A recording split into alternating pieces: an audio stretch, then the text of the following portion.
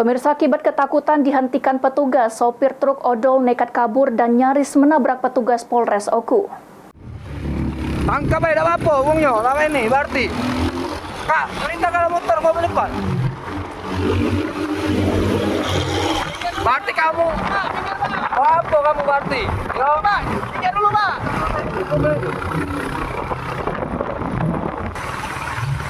Pak, kiri, Pak, kiri, Pak.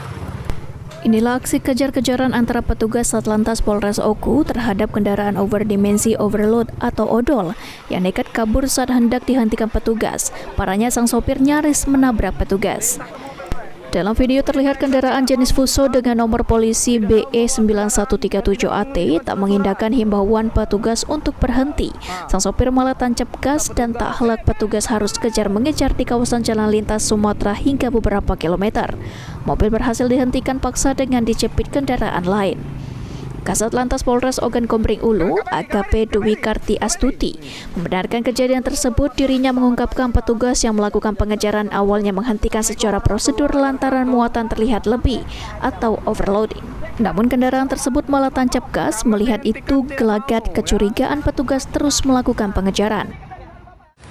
Pada waktu pagi anggota melaksanakan kegiatan pengamanan di pos Simpang Sukajadi, didapati oleh anggota kendaraan melewati Simpang Sukajadi dengan kendaraan BE berasal dari Lampung. Kendaraan ini melaksanakan pengangkutan dari Jakarta mengarah Batu Raja dengan membawa barang-barang kelontong. Didapati bahwa kendaraan ini dicurigai overload.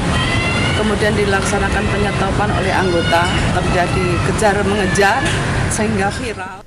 Saat ini kendaraan tersebut sudah dikandangkan di kantor Satlantas Polres Oku. Dari hasil penyelidikan, kendaraan tersebut tidak dilengkapi surat-surat dan dikenakan denda maksimal. Ari Prani, Kapal TV.